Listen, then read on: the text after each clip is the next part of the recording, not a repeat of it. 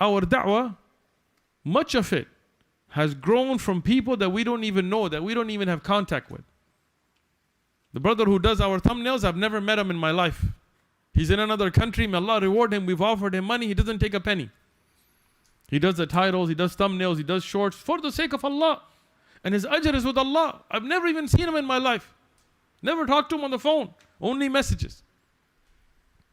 We have people out there, may Allah reward them and bless them, that make shorts and make Instagram and make Twitter accounts and make put on their WhatsApp statuses the videos and shorts, and that is what has grown the da'wah, not us.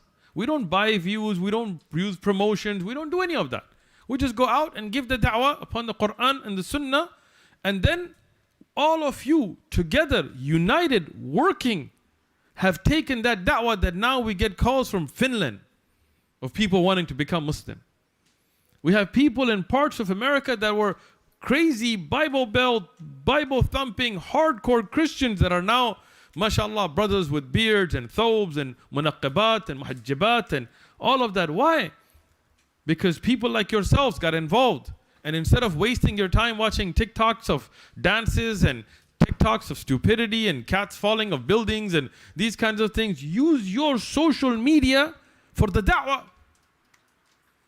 And this is not something that we're bringing new. It's not a bid'ah. We always go back to the sunnah. Rasulullah sallallahu alayhi wa sallam, when he was ordered by Allah subhanahu wa ta'ala to call the Quraysh and the mushrikeen to Tawheed, he utilized the social media of the time.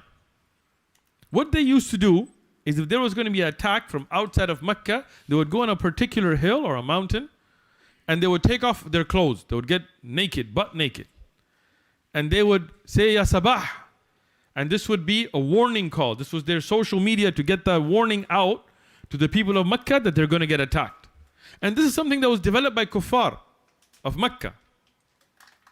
Rasulullah sallallahu alayhi wasallam utilized it, but he did not take his clothes off. Within the halal, within the sharia. So yes, utilize your social media, but not in haram. Don't put music. Don't put women that are not covered. Don't use bad words. Don't break the rules of the Quran and Sunnah. So Rasulullah sallallahu alaihi wasallam went on the same hill and said the same thing, but he kept his clothes, he kept his awrah covered. And when the people came, they gathered, they said, what is this? An announcement. He told them, if I was to tell you that there is an army that's going to attack us from the other side, would you believe me? They said, of course. You're the most trustworthy, the honest. He said, then know that there is an akhirah, there is a day of judgment, that there is none that should be worshipped except Allah. He used that social media and then he gave them da'wah with it. So now, in the West, we can utilize, look, not everybody is going to be on the street arguing, especially our sisters. We don't want to put them in harm's way. We go out, we get attacked physically. And this happens multiple times. Right?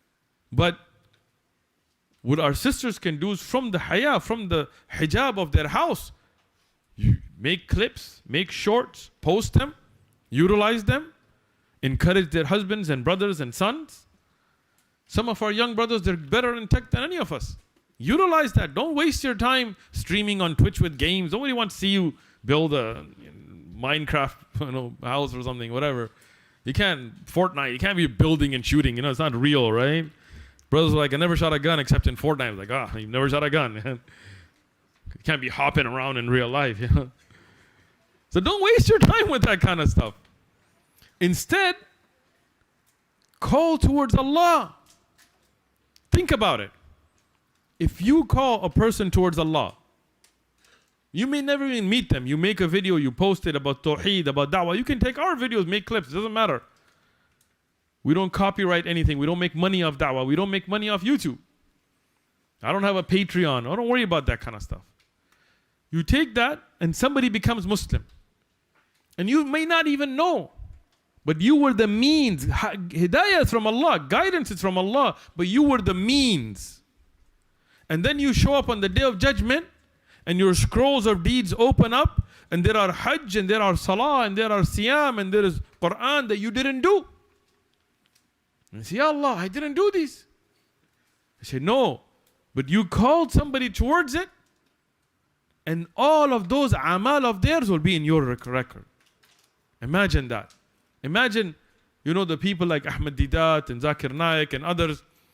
Imagine how many thousands of people became Muslim at their hands. May Allah forgive all our shortcomings and faults. No, I'm not saying that they're perfect. But imagine their scrolls on the Day of Judgment.